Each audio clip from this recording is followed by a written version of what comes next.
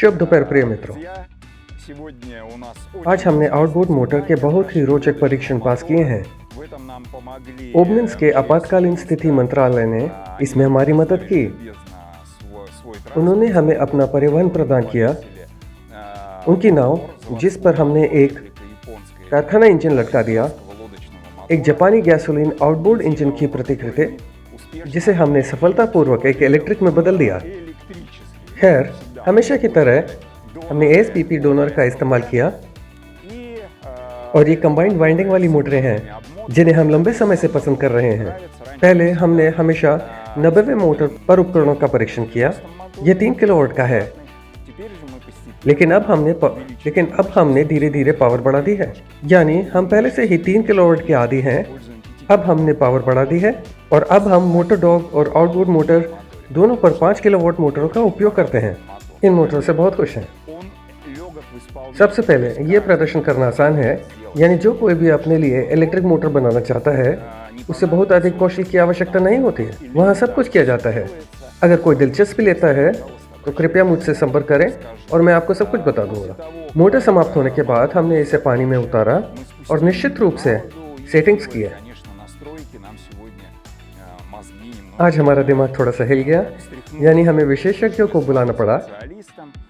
इसे स्थापित करना आसान नहीं था क्योंकि यह पानी है। हम जमीन पर सब कुछ करने आते हैं, लेकिन यहाँ पानी है। पानी पर सेटिंग्स थोड़े अलग होते हैं। इसे स्थापित करने के बाद नाव तुरंत ग्लाइडर की तरह जाती है और 10 हॉर्स पावर के गैसोलीन इंजन की तरह चलती है। इसका मतलब है कि 5 kilowatt motor 10 kilowatt diesel motor के बराबर है। इसे सही तरीके से कॉन्फ़िगर करने के बाद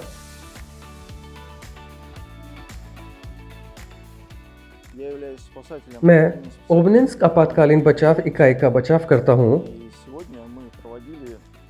और आज हमने अपने मानव वाटरक्राफ्ट पर इलेक्ट्रिक आउटबोर्ड मोटर का परीक्षण किया। यह एक रबर की नाव है जिसकी वाहन क्षमता लगभग 400 किलोग्राम है। परीक्षण के बाद समग्र प्रभाव सकारात्मक है।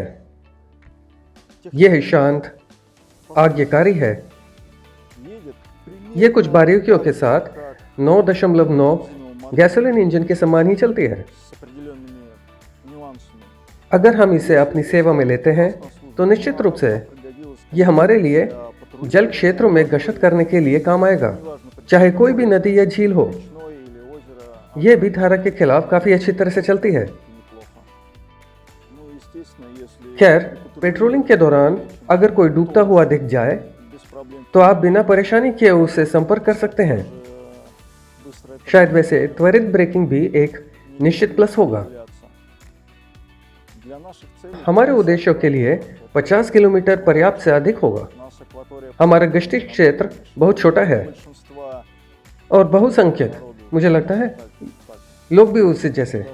यहाँ तक कि अगर आप मछली पकड़ने जाते हैं तो 25 किलोमीटर वहाँ, 25 वापस, यह पर्याप्त से अधिक है।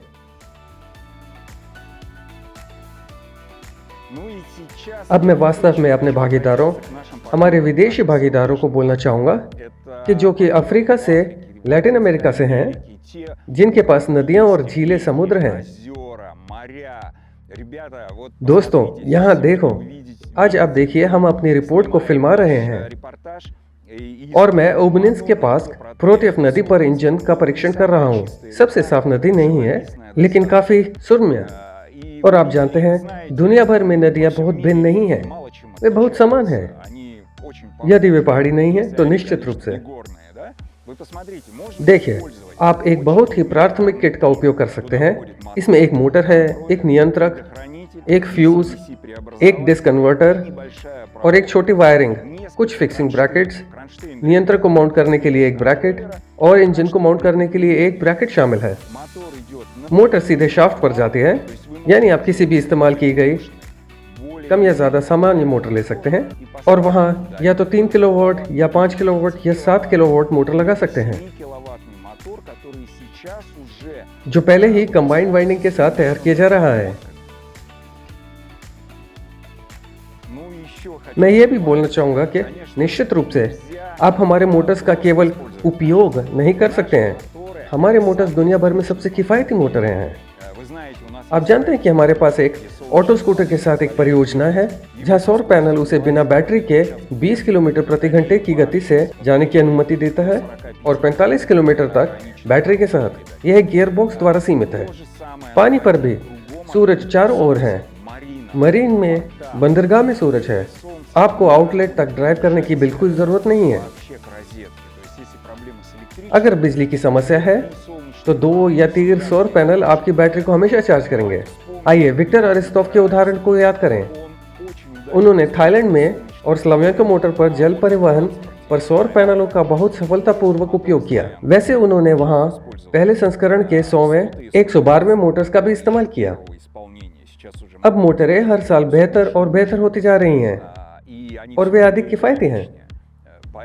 इसलिए अगर किसी को समझ में नहीं आता है कि सोलर पैनल कहाँ लगाया जाए, तो ध्यान दें सभी उपकरण जो गर्म जलवायु में है, जैसे ऑटो स्कूटर और यात्री नौकाओं, इन पर छज्जे होते हैं और उन पर सौर पैनल स्थापित किए जा सकते हैं।